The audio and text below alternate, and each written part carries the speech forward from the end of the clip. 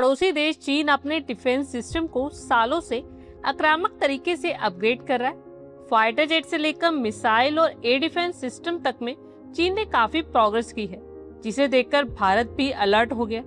स्वदेशी रूप से वेपन सिस्टम डेवलप किए जा रहे। भारत ने मिसाइल टेक्नोलॉजी के क्षेत्र में एक बड़ी सफलता हासिल की है। अग्नि 5, ब्रह्मोस, प्रलय जैसी कई मिसाइल्स इसका एग्जाम्पल हैं। इंडियन साइंटिस्ट हाइपरसोनिक मिसाइल्स पर भी काम कर रहे हैं। हवा और समुद्र के अलावा पानी के अंदर यानी सबमरीन से दागी जाने वाली मिसाइल का भी सफल परीक्षण किया गया है। इसके अलावा अस सीरीज के तहत एयर टू एयर मिसाइल का भी ट्रायल लगातार जारी है।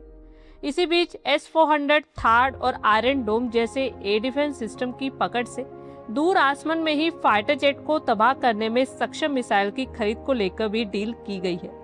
भारत ने रूस से air to air R-37M missile खरीदने को लेकर बड़ा रक्षा समझौता किया है। मॉस्को की ओर से भी 11,000 करोड़ से ज्यादा कीमत वाली इस मिसाइल डील को ग्रीन सिग्नल दे दिया गया। भारत के इस कदम को चीन के PL-15 और PL-17 मिसाइल्स का जवाब माना जा रहा है। बता दें कि ऑपरेशन सिंदूर के दौरान पाकिस्तान की ओर से Chinese PL-15 air to air missile के इस्तेमाल की पुष्टि हुई। ऐसे में अस सीरीज की मिसाइल्स के पूरी तरह से ऑपरेशन में आने से पहले इंडियन एयरफोर्स के R-37 मिसाइल खरीदने का फैसला लिया गया है। रेंज और मारक क्षमता के मामले में ये चीन की PL-15 से कहीं ज्यादा घातक है।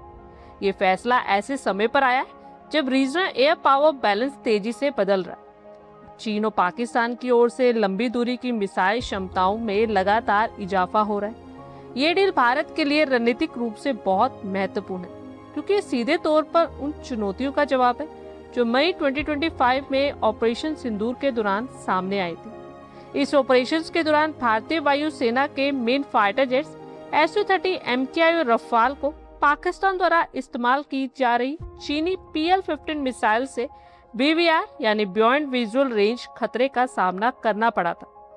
Defense.in के एक रिपोर्ट के अकॉर्डिंगली PL-15 मिसाइल्स एसा रडार सीकर से लेस है और इनकी मारक क्षमता करीब 200 से 300 किलोमीटर तक बताई जाती है, जिसमें लंबी दूरी की लड़ाई में बेहद घातक साबित होती है। R-37M मिसाइल के कुछ स्पेसिफिकेशंस की बात करें तो इस मिसाइल की मारक क्षमता 300 से 400 किलोमीटर तक बताई जाती है, जबकि एक्सपोर्ट वर्जन RVV-BD की रेंज लगभग 200 किलोमीटर तक सीमित रहती है। ये मिसाइल टर्मिनल फेज में मैक 5 से 6 यानी 7,400 किलोमीटर पर आवर की स्पीड हासिल कर सकती है, जिसमें ये दुश्मन के हाई वैल्यू एयरक्राफ्ट को तेजी से निशाना बनाने में सक्षम होती है। R-37M को स्पेशली बड़े और मेन एयरबोर्न प्लेटफॉर्म जैसे अवाक्स, टैंकर, बॉम्बर और कमांड एयरक्राफ्ट को निशाना बनाने के लिए डिजाइन किया गया है। इसमें लगभग 60 किलोग्राम का हाई एक्सप्लोजिव फ्रेगमेंटेशन वॉरहेड होता है। ये missile Su-57, Su-30, Su-35, MiG-31, BM जैसे फाइटर जेट से लॉन्च की जा सकती है।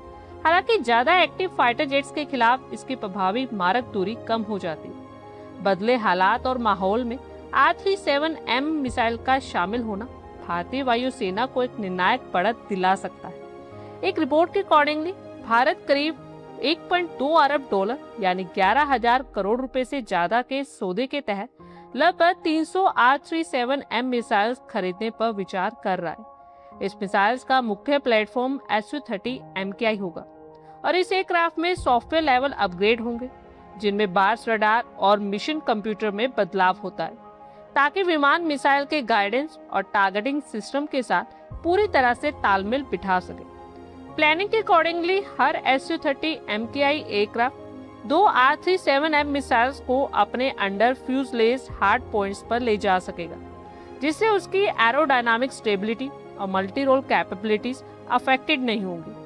R-37M मिसाइल हाई एल्टीट्यूड और तेज स्पीड से उड़ान भरने वाले इंटरसेप्टर एयरक्राफ्ट से दागे जाने पर 400 किलोमीटर की दूरी तय कर सकती है। Su-30 MKI से लॉन्च किए जाने पर इसकी रेंज 350 किलोमीटर मानी जा रही है, और जो इसे मौजूदा एयर टू एयर मिसाइल से कहीं आगे ले जाती है।